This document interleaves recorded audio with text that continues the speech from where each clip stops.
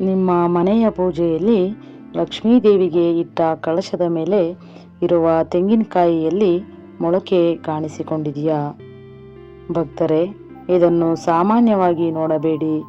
ನಮ್ಮ ಶಾಸ್ತ್ರಗಳ ಪ್ರಕಾರ ಲಕ್ಷ್ಮೀದೇವಿ ನೆಲೆಸಿರುವ ಸ್ಥಳದಲ್ಲಿ ಸದಾ ಬೆಳವಣಿಗೆ, ಶಾಂತಿ ಮತ್ತು ಐಶ್ವರ್ಯ ಇರುತ್ತದೆ. ಈ ಮೊಳಕೆ ದೇವಿಯ ಅನುಗ್ರಹದ ಸಂಕೇತನ ಅಥವಾ ದೇವಿ ನಮಗೆ ನೀಡುತ್ತಿರುವ ಒಂದು ಸಂದೇಶನ. ಇದನ್ನು ಕಂಡಾಗ ಏನು ಮಾಡಬೇಕು, ಹೇಗೆ ಸ್ವೀಕರಿಸಬೇಕು ಎಂಬುದನ್ನು ಈ ವಿಡಿಯೋದಲ್ಲಿ ಸರಳವಾಗಿ ತಿಳಿಸಿಕೊಡುತ್ತಿದ್ದೇನೆ. ಅಂತಿಮವರೆಗೆ ತಪ್ಪದೇ ವಿಡಿಯೋ ನೋಡಿ, ಏಕೆಂದರೆ ಇದು ನಿಮ್ಮ ಮನೆಯ ಸಮೃದ್ಧಿಗೆ ದಾರಿಯಾಗಬಹುದು. ಓಂ ಶ್ರೀಂ ಮಹಾಲಕ್ಷ್ಮಿಯೇ ನಮಃ. ಇಲ್ಲಿ ಕೇಳಿರುವ ಕಳಶದ ಕಾಯಿ ಅಂದರೆ ತೆಂಗಿನಕಾಯಿ ಮೊಳಕೆ ಬರುವುದು ಎಂಬುದು ನಮ್ಮ ಸಂಪ್ರದಾಯ, ಧಾರ್ಮಿಕ ನಂಬಿಕೆ ಹಾಗೂ ವೈಜ್ಞಾನಿಕ ದೃಷ್ಟಿಯಿಂದ ಹೇಗೆ ನೋಡಬೇಕು ಎಂಬುದನ್ನು ತಿಳಿಸಿಕೊಡುತ್ತೇನೆ. ಕನ್ನಡ ಸಂಪ್ರದಾಯದಲ್ಲಿ ಕಳಶವು ಅತ್ಯಂತ ಪವಿತ್ರವಾದ ಸಂಕೇತ. ಕಳಶದೊಳಗೆ ನೀರು ಮೇಲೆ ತೆಂಗಿನಕಾಯಿ ಅದರ ಮೇಲೆ ಮೊಳಕೆ ಬರುವುದು ಎಂದರೆ ಅದನ್ನು ಜೀವಶಕ್ತಿ, ಬೆಳವಣಿಗೆ, ಸಮೃದ್ಧಿ ಮತ್ತು ಶುಭಾರಂಭದ ಸೂಚನೆ ಎಂದು ಬಹುತೇಕ ಜನರು ನಂಬುತ್ತಾರೆ. ವಿಶೇಷವಾಗಿ ಪೂಜೆ, ಗೃಹ ಪ್ರವೇಶ, ದೇವರ ಆರಾಧನೆ, ಹಬ್ಬ ಹರಿದಿನಗಳಲ್ಲಿ ಇಟ್ಟ ಕಳಶದ ತೆಂಗಿನಕಾಯಿಯಲ್ಲಿ ಮೊಳಕೆ ಕಾಣಿಸಿಕೊಂಡರೆ ಅದನ್ನು ದೇವರ ಅನುಗ್ರಹ ಎಂದು ಹಿರಿಯರು ಹೇಳುತ್ತಾರೆ. ಮನೆಯೊಳಗೆ ಹೊಸ ಜೀವಶಕ್ತಿ ಪ್ರವೇಶಿಸಿದೆ, ಲಕ್ಷ್ಮೀ ಕಟಾಕ್ಷ ಇದೆ ಎಂಬ ನಂಬಿಕೆನೂ ಕೂಡ ಇದೆ. ಇದು ಕೆಟ್ಟದೆಂದು ಹೇಳುವ ಶಾಸ್ತ್ರಾಧಾರಿತ ಮಾತುಗಳು ಇಲ್ಲ. ಬದಲಾಗಿ ಮೊಳಕೆ ಬರುವುದು ಪ್ರಕೃತಿಯ ಸಹಜ ಪ್ರಕ್ರಿಯೆ. ತಾಜಾ ತೆಂಗಿನಕಾಯಿ ತೇವಾಂಶ ಮತ್ತು ಉಷ್ಣತೆ ಇದ್ದರೆ ಅದರಲ್ಲಿ ಮೊಳೆಯುವುದು ಅಂದರೆ ಮೊಳಕೆ ಬರುವುದು ಸಾಮಾನ್ಯ. ಆದರೂ ನಮ್ಮ ಸಂಸ್ಕೃತಿಯಲ್ಲಿ ಇದನ್ನು ಕೇವಲ ವಿಜ್ಞಾನವಾಗಿ ಅಲ್ಲ, ಆಧ್ಯಾತ್ಮಿಕವಾಗಿ ಶುಭ ಸೂಚನೆ ಎಂದು ನೋಡಲಾಗುತ್ತದೆ. ಕೆಲವರು ಕಳಶದ ಕಾಯಿ ಮೊಳಕೆ ಬಂದರೆ ಹಣ ಬರುತ್ತಾ ಎಂದು ಪ್ರಶ್ನಿಸುತ್ತಾರೆ. ನೇರವಾಗಿ ಹೇಳಬೇಕೆಂದರೆ ತೆಂಗಿನಕಾಯಿ ಮೊಳೆದ ಮಾತ್ರಕ್ಕೆ ಹಣ ತಾನಾಗೇ ಬಂದು ಬೀಳುವುದಿಲ್ಲ. ಆದರೆ ಇದು ಧನ ಸಂಪಾದನೆಗೆ ಸಂಬಂಧಿಸಿದ ಮನಸ್ಥಿತಿಯನ್ನು ಬಲಪಡಿಸುವ ಸಂಕೇತ ಎಂದು ಹೇಳಬಹುದು. ನಮ್ಮ ನಂಬಿಕೆಯ ಪ್ರಕಾರ ಶುಭ ಲಕ್ಷಣಗಳು ಬಂದಾಗ ಮನಸ್ಸು ಧೈರ್ಯದಿಂದ, ಆತ್ಮವಿಶ್ವಾಸದಿಂದ ಕೆಲಸಕ್ಕೆ ತೊಡಗುತ್ತದೆ. ಆ ಧನಾತ್ಮಕ ಶಕ್ತಿ ವ್ಯಕ್ತಿಯನ್ನು ಪರಿಶ್ರಮ, ಶಿಸ್ತು ಮತ್ತು ಅವಕಾಶಗಳನ್ನು ಬಳಸಿಕೊಳ್ಳುವ ದಾರಿಯಲ್ಲಿ ನಡೆಸುತ್ತದೆ.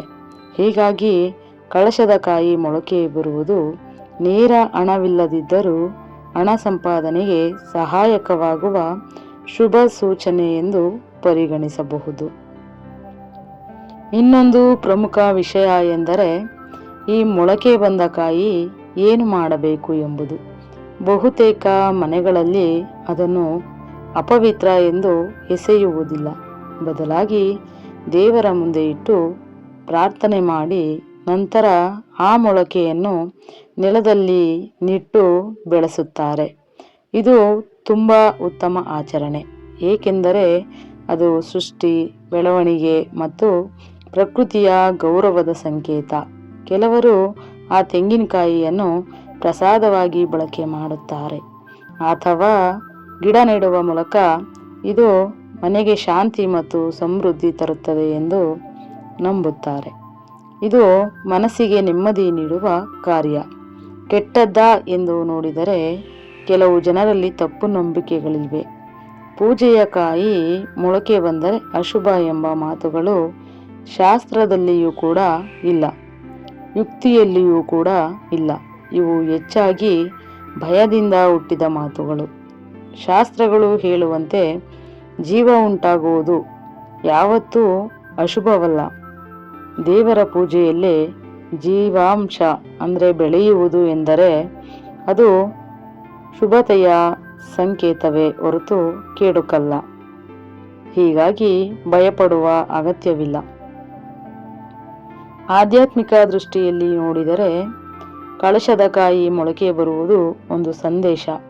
ನೀನು ಹಾಕಿದ ಬೀಜ ಫಲ ಕೊಡಲು ಸಿದ್ಧವಾಗಿದೆ. ನಿನ್ನ ಪ್ರಯತ್ನಗಳು ನಿಧಾನವಾಗಿ ಫಲಿಸುತ್ತಿವೆ ಎಂಬ ಅರ್ಥದಲ್ಲಿ ನೋಡಬಹುದು. ಹಣ, ಕೆಲಸ, ಕುಟುಂಬ, ಆರೋಗ್ಯ ಯಾವ ಕ್ಷೇತ್ರದಲ್ಲಾದರೂ ಇದು ಸಹನಶೀಲತೆಯ ಫಲ ದೊರೆಯುವ ಸೂಚನೆ ಎಂದು ಅರ್ಥೈಸಬಹುದು. ಆದರೆ ಇದಕ್ಕೆ ಜೊತೆಗೆ ನಮ್ಮ ಕರ್ತವ್ಯವೂ ಇದೆ. ದೇವರ ಮೇಲೆ ನಂಬಿಕೆ ಇಟ್ಟು ಪರಿಶ್ರಮ ಮಾಡಿದರೆ ಮಾತ್ರ ಫಲ ಸಿಗುತ್ತದೆ. ಸಾರಾಂಶವಾಗಿ ಹೇಳಬೇಕಾದರೆ ಕಳಶದ ಕಾಯಿ ಮೊಳಕೆ ಬರುವುದು ಒಳ್ಳೆಯದು, ಕೆಟ್ಟದ್ದಲ್ಲ. ಅದು ಹಣದ ಯಂತ್ರವಲ್ಲ, ಆದರೆ ಧನಾತ್ಮಕ ಶಕ್ತಿ, ಶುಭಾರಂಭ ಮತ್ತು ಸಮೃದ್ಧಿಯ ಸಂಕೇತ. ಭಯಪಡುವ ಬದಲು ಅದನ್ನು ಗೌರವದಿಂದ ಸ್ವೀಕರಿಸಿ ದೇವರಿಗೆ ಧನ್ಯವಾದ ಹೇಳಿ. ನಿಮ್ಮ ಜೀವನದಲ್ಲಿ ಶಿಸ್ತು, ಪರಿಶ್ರಮ ಮತ್ತು ಸತ್ಯತೆಯನ್ನು ಮುಂದುವರಿಸಿದರೆ ಹಣವು ಬರುತ್ತದೆ, ಶಾಂತಿಯೂ ಬರುತ್ತದೆ. ದೇವರ ಅನುಗ್ರಹ ಎಂದರೆ ಕೇವಲ ಸಂಕೇತವಲ್ಲ, ಅದನ್ನು ಅರ್ಥ ಮಾಡಿಕೊಂಡು ಬದುಕುವ ಜ್ಞಾನವೇ ನಿಜವಾದ ಸಂಪತ್ತು. ಇಂತಿ ಪ್ರಿಯ ಭಕ್ತರೇ, ಕಳಶದ ಕಾಯಿ ಮೊಳಕೆ ಬರುವುದು ಅಶುಭ ಅಲ್ಲ. ಅದು ಪ್ರಕೃತಿಯು ದೇವರ ಅನುಗ್ರಹದ ಸಂಕೇತವೂ ಹೌದು.